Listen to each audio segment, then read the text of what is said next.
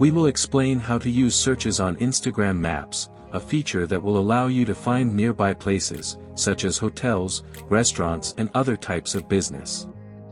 Many of us are used to the fact that when we want to find out about a site or a business, we can search Google Maps to see people's photos and opinions. But in the Instagram app many people upload photos normally labeling places. Then Instagram has a map to see all this computer and search for sites. The first thing you have to do is get into the Instagram mobile app. Click on the search option below with the magnifying glass icon.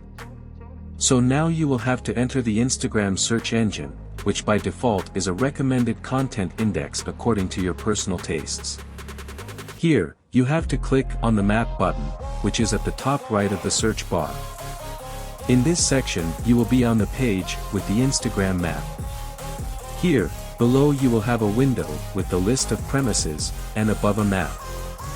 One option you have is to browse the map and click on the search button in this area to load the content that is in the area you are showing.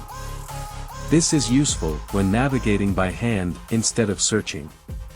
And at the bottom you have a list of popular sites near you. In the header of the list, you have tabs with the type of business and a search button with the magnifying glass icon. This way, you can customize the content that appears in the list or perform a search.